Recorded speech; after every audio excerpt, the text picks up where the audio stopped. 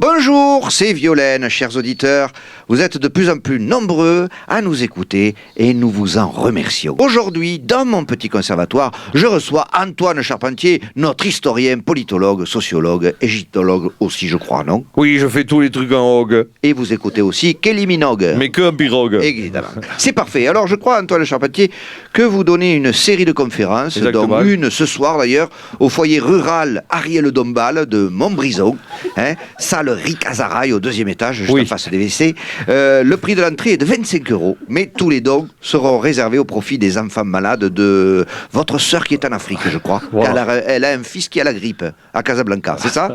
Donc de l'humanitaire. Ah, ça, nous, on est à fond dans l'humanitaire. Et oui, on ne dira jamais assez combien l'humanitaire aura permis de détourner de pognon. Bon, bien alors, qui dit conférence dit beignet à la confiture, vendu et préparé par votre femme. À quel profit? Toujours humanitaire, au profit des enfants lépreux de Miami. Ah, il y a des enfants lépreux à Miami? Non, c'est justement pour qu'ils continuent à pas y en avoir. D'accord, très bien. La prévention, toujours la prévention, vous avez raison. Je crois qu'en 5 ans, vous vous êtes payé une villa à coups de beignets et de quêtes humanitaires. Attention, il n'y a pas d'argent détourné. Dès qu'ils veulent y aller dans la maison, ils y vont, les lépreux. Bien sûr, bien sûr. On s'en Toujours à disposition des bénéficiaires. Exactement. D'accord. Cette mise au point valait la peine d'être faite. Oui, bien Alors sûr. Antoine, de quoi allez-vous parler ce soir, aujourd'hui Enfin, déjà ici dans ce studio, en avant-première de votre conférence au foyer rural Ariel Dombal. Salle Ricazaraï. 2e étage, en face des WC. Exactement. Eh bien, je vais vous Très bien. parler. Merci. Je vais vous parler des vacances. D'accord. Alors, vous allez voir, je commence mon texte par bonsoir, car tous les jours en conférence, c'est le soir, je commence par dire bonsoir. D'accord. Bonsoir. Bonsoir. L'homme, à la fin du premier tiers du XXe siècle, commençait à être heureux. Il travaillait, il mangeait, tout allait bien.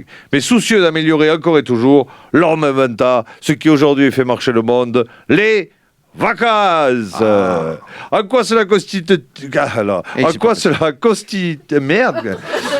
En quoi cela consiste-t-il? Il s'agit, en touchant son salaire, d'avoir un mois pour faire ce qu'on ne fait pas le reste du temps. Beaucoup de Français vont camper, car ça les change. Ils sont dans un camping, avec une supérette, ils font la queue pour acheter du poulet grillé, plumé à l'eau de Javel, ils s'engueulent avec leurs voisins, ça n'a rien à voir avec leur vie de tous les jours. C'est vrai. C'est ce qu'on appelle les vacances. Alors la question, parce qu'il y a des discussions qu'on a qu'en vacances, c'est question primordiale, est-ce que vous avez bien roulé?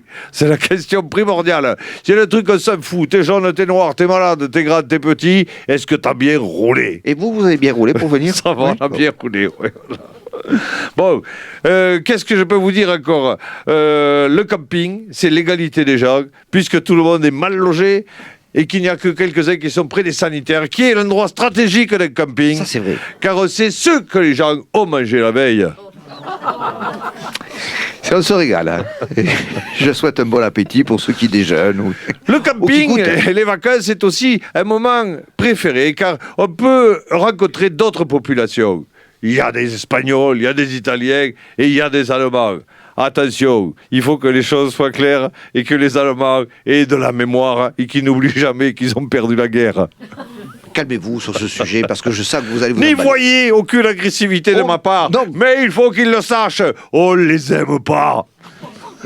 Ils doivent comprendre qu'ils ont perdu cette guerre et que c'est ça qui nous différencie. Un vaincu ne passe pas premier dans la queue du poulet grillé. On lui dit, tu as perdu la guerre, hein?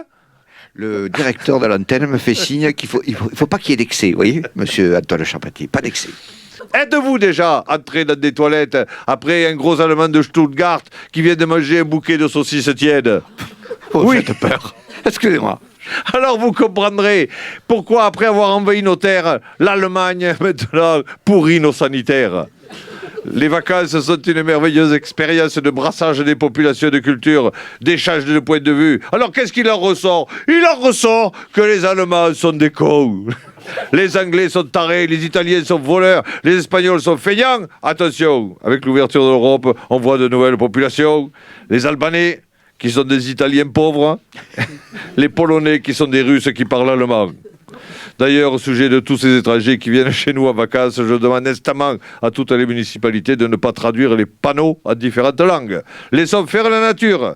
Un risque de courant à mi-maison, l'allemand ne comprend pas, le signal le comprend, et le français aussi, c'est la nature.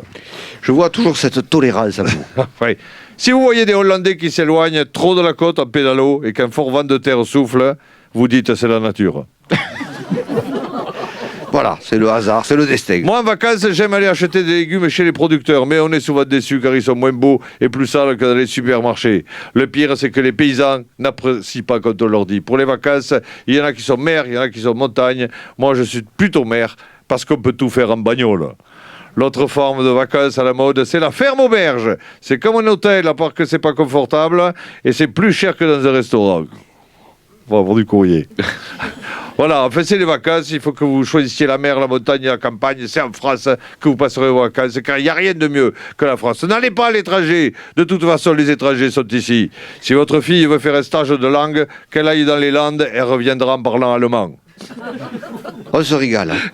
Quand vos collègues ou vos voisins vous demanderont comment c'était, vous répondez c'est génial. Autrement, ils se moqueront de vous toute l'année.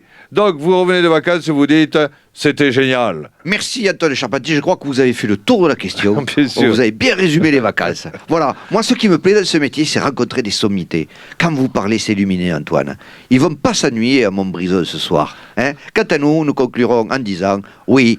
La France a du talent. J'ai pas été trop fort sur les Allemands. Pas du tout. Ah, ça va, parce que C'était j'aimerais très pas léger. qu'ils croient qu'on les aime pas. Surtout les mecs de Stuttgart. Oui.